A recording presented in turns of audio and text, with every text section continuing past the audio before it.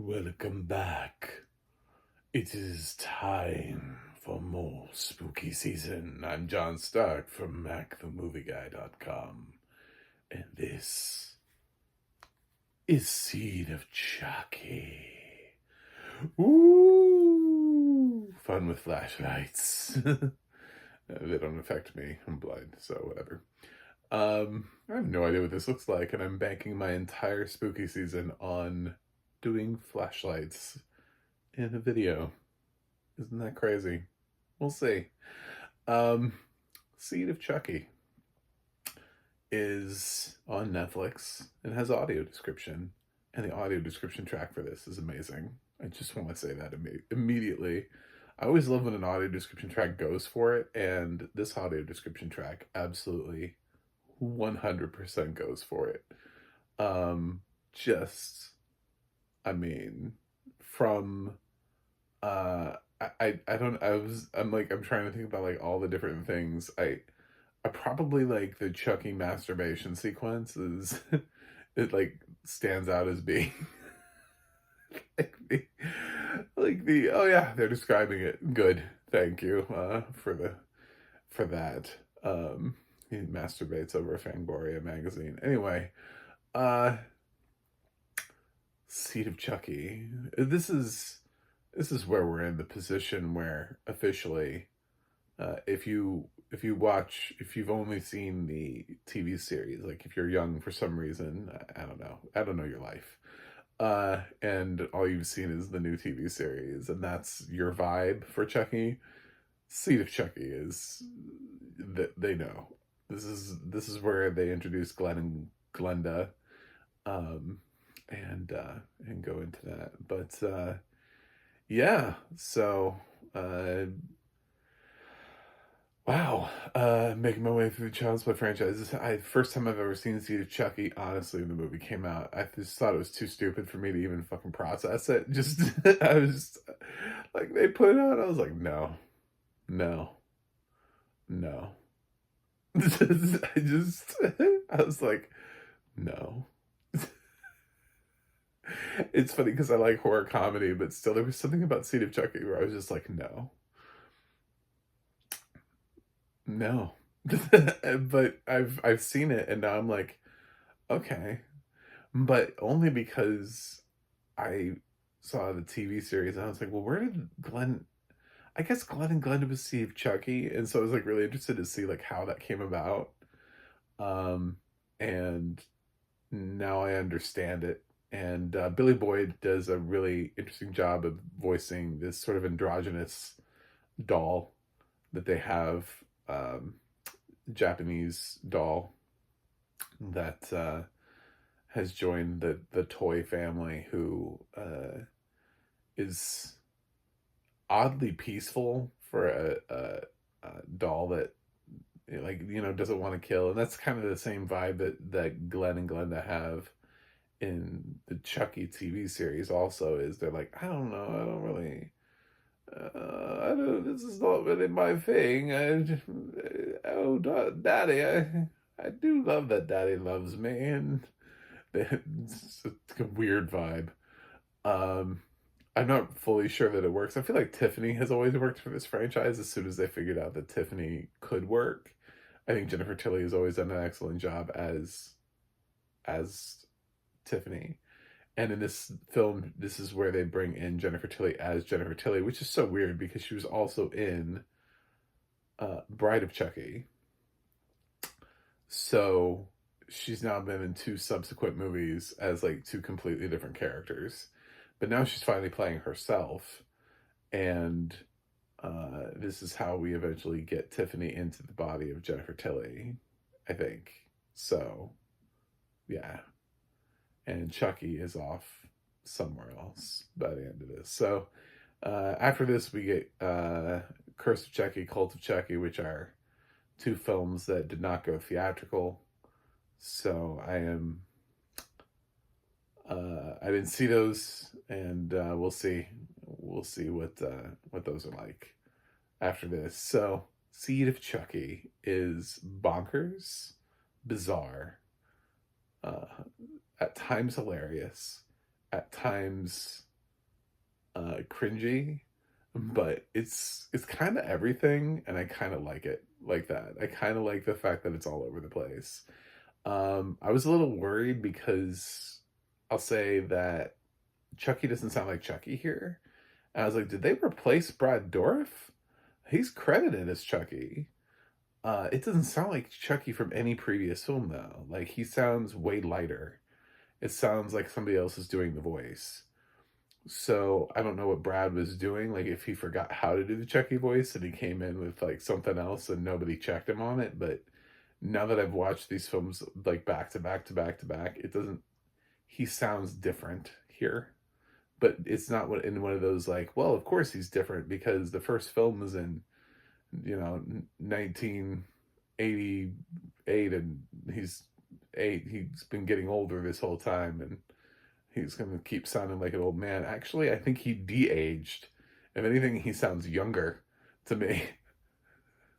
I got a younger vibe from his voice, not an older one.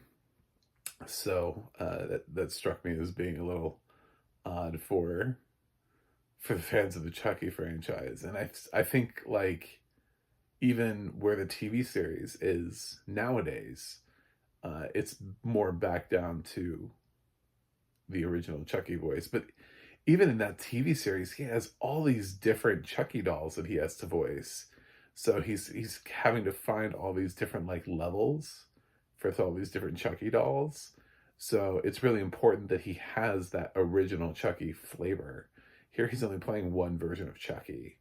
So it's a little different. Even Jennifer Tilly as Tiffany has, I guess, some distinction between her voice as Tiffany and her voice as herself. So it's very weird because I really did. I was concerned. I was like, I do not want them to replace Brad Dourif. Like, this is unacceptable. And then lo and behold, they didn't. And I was like, oh, okay. Also in this film, of note, Redman? Redman is in this franchise now. Um, and John Waters pops up in here. So a couple of people who just kind of they were not really concerned too much about putting too many new faces in this. It doesn't really cross over with too many of the previous like franchise ideas, concepts. Let's find Andy. Let's do some voodoo. There's Chucky's like, why would I even want to be human? Humans have all these terrible things. Like they die, you know, they can't get hard. It's like, so his whole goal that's been for like the first 4 movies just kind of is like starting to wane. He's like, I'm tired of trying to jump into the body of a human because Tiffany wants to jump into the body of Jennifer Tilly. She's like, this is what I want out of life. Um, and they find weird ways of inseminating Jennifer Tilly to create like a body for, because Glenn doesn't have a body, so they have these kids that they could put Glenn and Glenda in. Uh, yeah, it's a lot. There's a lot that's happening here. There's a lot of idea being thrown around that doesn't really make any sense, and the film's very silly. It's goofy. It's bloody. It's gory, but as a film, it's just kind of like I understand why, like the next 2 films went straight to video because I think people were like, I don't know what this franchise is doing anymore. Like this is because have full on embraced the fact that no one is scared of this film. No one is scared of this at all. But they can still be violent and gory, but it would not scare anybody. You know, there's nothing that's scary about this film. So, and it's a lot of the dolls just like talking about their thoughts on life. There are a lot of scenes where they're just like having these conversations, and of the non-dolls, Jennifer Tilly is, I don't know, perceived as like losing her mind because she has sort of had these experiences with these dolls. Um, we forget. I saw there was The audio description for this is great, by the way. They point out that there's a trophy that she has, like, 2002 most improved. I'm like, what is this trophy for most improved from what? She's an Oscar nominee. How, what did she improve from in 2002? Like, what did she, she improved from being an Oscar nominee? Um, I don't even, I like conceptually, I just, I don't know. I feel like embrace it. Talk about, mention the fact Academy Award nominee Jennifer Tilly. I know it seems very weird that she's in this franchise now, being an Academy Award nominee, but stranger things have happened. So, uh, yeah, just roll with it, man. Just accept the fact that you've got an Oscar nominee here, and she's given a great performance as a dual performance here as herself slash Tiffany. Um, it's weird to say that I think like Jennifer Tilly is probably the reason to watch. Uh, if not Bride of Chucky, definitely Seed of Chucky. I think Chucky was oddly the least interesting thing because he was least like himself. He was There were only like shades of Chucky in Seed of Chucky. Billy Boyd's character grates on you after a while. So Glenn and Glenn slash Glenda, depending on who's calling them what. And I should explain that as an LGBT film critic. So if you've never seen Seed of Chucky, the thing is that in Bride of Chucky, at the end of Bride of Chucky, Tiffany gives birth, because of course she does, to another doll, which I guess grows up to be this main character that's voiced by Billy Boyd, the Seed of Chucky. And he spends his life wondering, about his parents. And he's like, oh, I wonder what my parents are like. And their voice is very androgynous. And they don't really know anything about themselves. They're, sort of like, if you think about it from a doll's perspective, having no parents and no history or heritage, and you don't even like conceptually understand anything. Like nothing really makes sense to you. You're not really from like a specific toy line. He's got the same made in Japan tattoo that, which is why I said Japanese, is because they keep bringing up the made in Japan tattoo as like his branding, like he's like that's his thing. Um, but it's also on Chucky later on. They're like, oh my god, it copied my tattoo. Like it's just sort of like that weird thing. Like we're both made in Japan. Except he's not made in Japan because we actually can see where Chucky's made in some of the other movies, which is one of the things I didn't understand. Like, it's a very weird scene because I was like, why does Chucky have that stamp? We've literally, like, the first 3 movies all have a factory where the fucking good guy dolls are made. And they're all in America. If anything, that should be Tiffany's stamp. um it makes no sense. I'm telling you, these guys, they do not care at this point. They're just like, fuck it, we're making Chucky movies.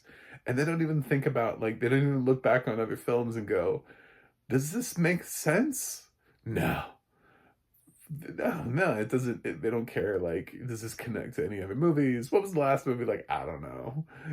Like, so no, Chucky wasn't made in Japan. We saw 3 movies of exactly where he was made every fucking time that they put his ass back together. The first movie has a warehouse where, and in the second movie they're putting him together. He's clearly in fucking America because he like drives down the street to Andy's house. Third movie, clearly still in America. I mean, he's obviously a made in America doll, not made in Japan. He wouldn't have a made in Japan sticker on him. It's so weird. It is so weird. I guess you could make some sort of argument, except for the fact that in Bride of Chucky, Tiffany has sought out the, I want to say, exploded parts of Chucky from how he died in the third film. So, I don't know, man. I don't know what to tell you, but no, not made in Japan, made in America.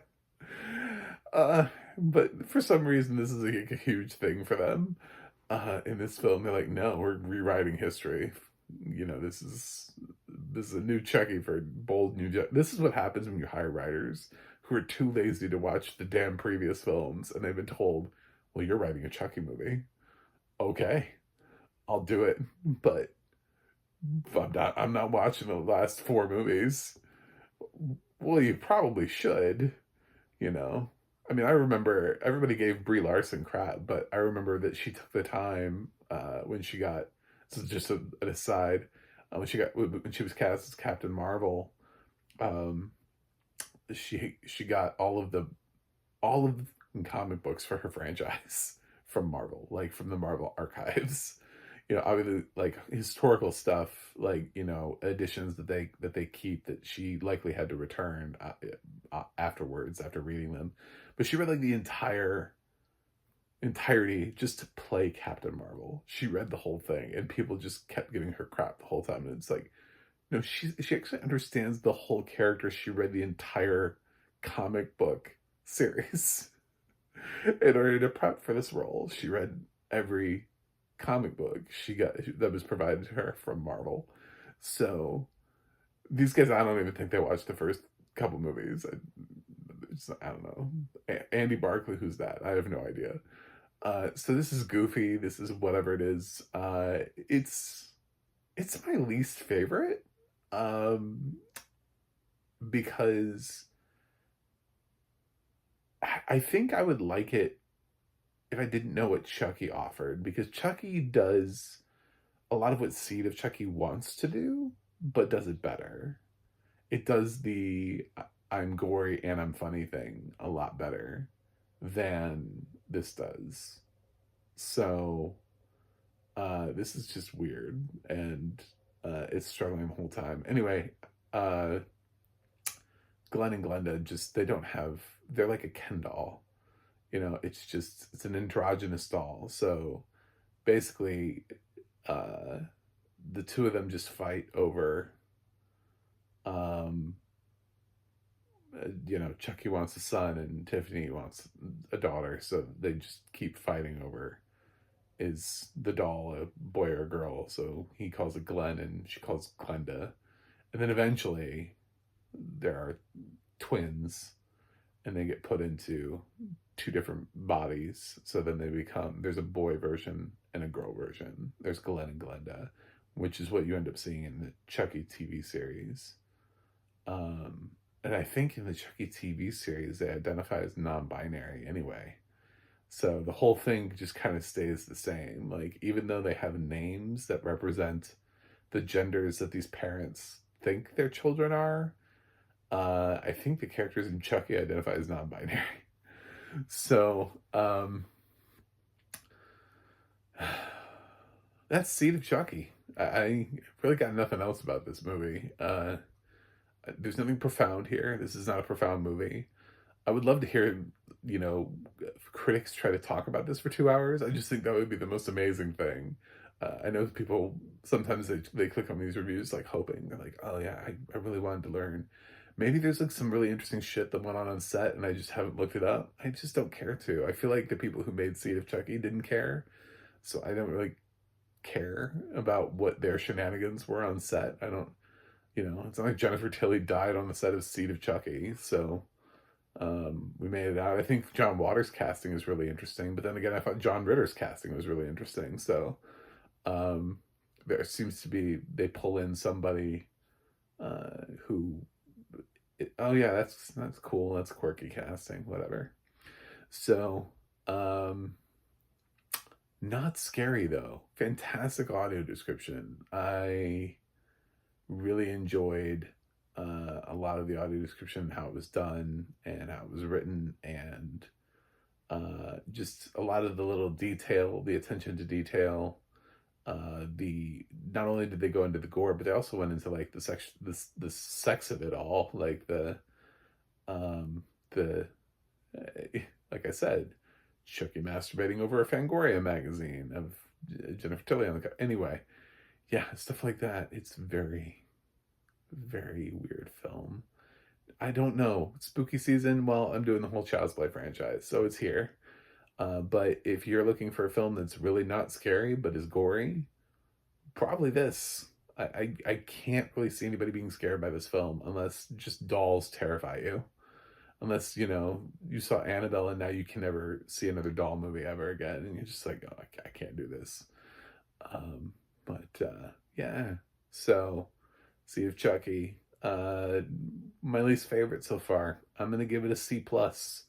Um, it's still parts of this still work. I still think this franchise is interesting and entertaining. I don't really, so how you grade the Child's Play films are always going to be based on how much you like Chucky. Some people, I think it's totally valid that like they could be doing this series and just be like D plus, D minus, F. You know what I'm saying? Like I get that. Like if that's your vibe, that's your vibe because Chucky is not scary. He never really has been scary.